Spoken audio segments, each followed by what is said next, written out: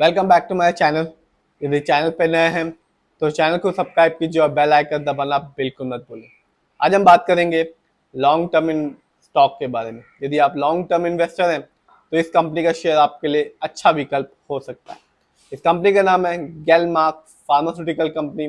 जैसा कि नाम से पता चलता है, इंडिया की लीडिंग फार्मास्यूटिकल कंपनी है, यानी कि दवाइयों को बनाती है और बेचती है। और आज के दिन यानी कि 23 जून 2025 को इस कंपनी का शेयर प्राइस है 1685 रुपीज। और आज भी इस कंपनी ने अपने शेयर होल्डर्स को बिल्कुल निराश नहीं किया, 3% रिटर्न निकाल के दिया। बात की जाए एक महीने की तो यहाँ भी इस कंपनी ने अपने शेयर होल्डर्स का भरोसा जीता और 23% का एक अच्छा खासा रिटर्न निकाल के दिया, वो भी एक महीने के भीतर। बात की जाए एक साल की यानी कि 2024 की, मार्केट डाउन था, फिर भी इस कंपनी ने अपने शेयर होल्डर्स को निराश नहीं किया, 36% रिटर्न निकाल के दिया और ये बताया कि कंपनी गिरते हुए मार्केट के बीच में भी अपने शेयर होल्डर्स को रिटर्न दे सकती है। बात की जाए 5 साल की यानी कि लॉन्ग टर्म की तो यहाँ इस कंपनी ने अपने शेयर होल्डर्स को मालामाल किया, 206% का एक अच्छा खासा रिटर्न निकाल के दिया और ये बताया कि ये कंपनी और शेयर मार्केट दोनों ही लॉन्ग टर्म में एक अच्छा खासा रिटर्न देते हैं। बात की जाए इस कंपनी के ओवरऑल रिटर्न की तो अभी तक ग्लेनमार्क फार्मास्यूटिकल ने अपने शेयर होल्डर्स को छप्पर फाड़ के रिटर्न दे चुकी है। इस कंपनी ने अभी तक अपने शेयर होल्डर्स को 12,245% का एक अच्छा खासा रिटर्न निकाल के दे चुकी है। बात की जाए इस कंपनी कुछ इवेंट के बारे में तो 2024 में इस कंपनी ने ना केवल अपने शेयर होल्डर्स को गिरते हुए मार्केट के बीच में 36% रिटर्न निकाल के दिया, साथ ही साथ हर एक शेयर के बदले में ₹2.5 का डिविडेंड भी दिया। तो कंपनी ना केवल अपने शेयर होल्डर्स को रिटर्न दे रही है, साथ ही साथ डिविडेंड भी दे रही है। यदि जिस भी शेयर होल्डर्स के पास इस कंपनी के शेयर की अच्छी खासी क्वांटिटी रही होगी यानी कि 5 लाख, 2 लाख, 4 लाख, उसे एक अच्छा खासा डिविडेंड देखने को मिला होगा 2024 में।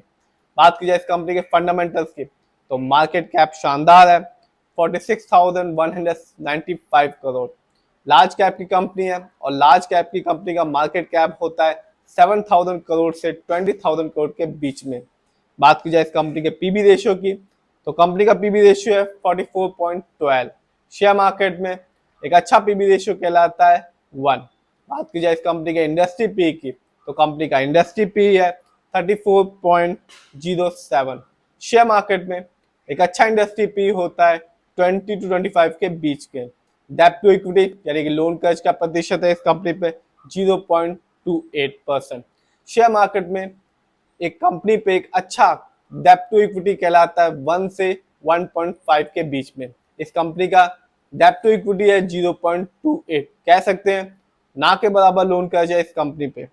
इस कंपनी का आरओई यानी कि रिटर्न ऑन इक्विटी, इसका मतलब ये होता है कि जो शेयर होल्डर्स होते हैं उन्होंने जो पैसा कंपनी को दिया होता है, कंपनी ने उस पैसे से अभी तक कोई प्रॉफिट अर्न किया या नहीं।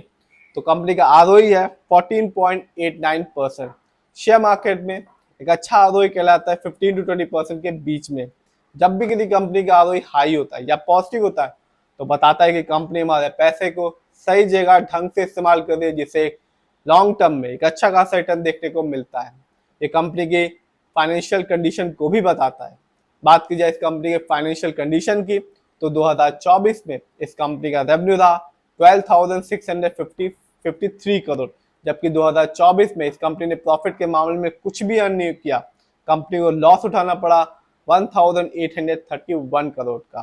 बात की जाए इस कंपनी के नेटवर्थ की तो 2024 में इस कंपनी का नेटवर्थ रहा 7,848 करोड़। जानते हैं और देखते हैं इस कंपनी के शेयर होल्डिंग पैटर्न को।